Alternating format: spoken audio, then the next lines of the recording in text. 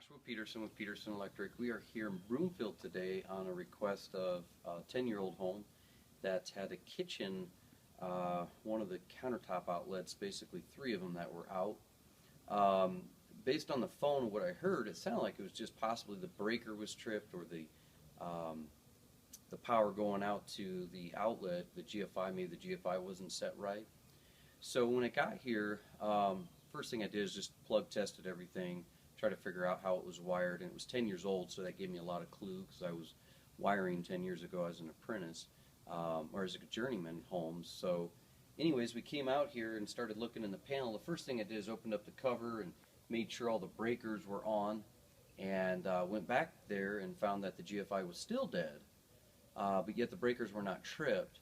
And then I started trying to think about maybe how this house was wired, and I used my meter on the line power coming into the outlet and saw with continuity, first of all, that I had no voltage or pressure, but then saw that the continuity was reading between neutral and hot and ground and hot, which is not what you're supposed to get unless you're on the back side of a switch reading through light bulbs. So I started automatically saying, I wonder if a ground screw or a deck screw got through the conductor cable, because as you look at a jacket of a 14-2 or 12-2 wire, it's going to be a black ground neutral or a black ground neutral, whichever way it's facing. So if a screw goes through the conductor, the hot and the ground are going to read as if they're grounded, but the neutral and the hot will not, unless you're back at the panel where it ties, and then you can identify by taking the neutral and the ground apart and making sure they're not touching the panel or any other area. And then you can really identify real quickly.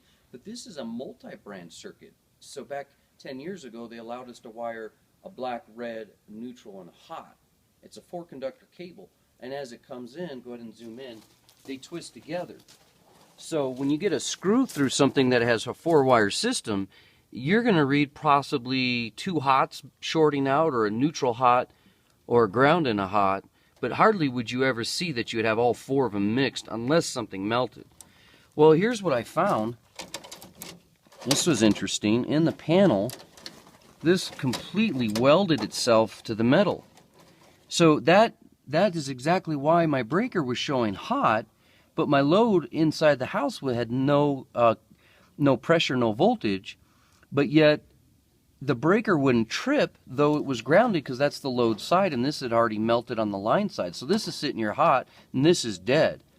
And that would explain also why I was reading continuity back, because the black right here is reading continuity through the other side of the neutral, which is going to the other counter outlets, which right now is plugged into their Mac computer. So he's got a Mac computer on one side, and the other side is his Krebs. And so the code says in Article 210.20 that we have to have two branch circuits that are 20 amp feeding a kitchen.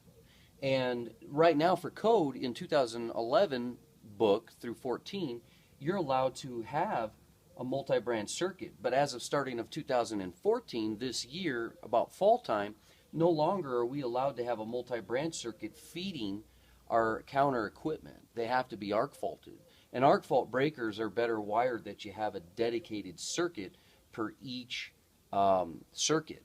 So meaning we have a 12-2 circuit system instead of a 12-3. And I think the reason why they're going to this is actually really smart, because if we have something fail, we wouldn't have current kicking back. But keeping in mind that this side of the bus bar is black, this side of the bus bar would be red, so A phase and B phase.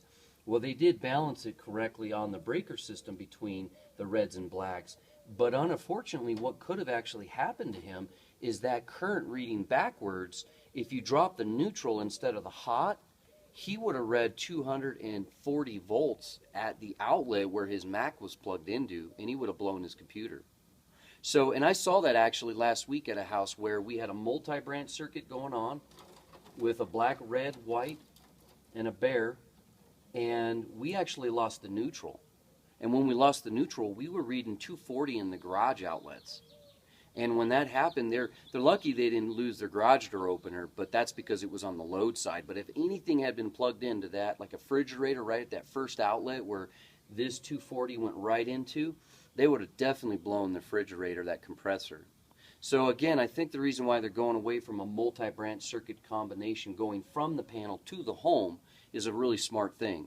So again, we lost a neutral last week, but this week we lost actually just a red.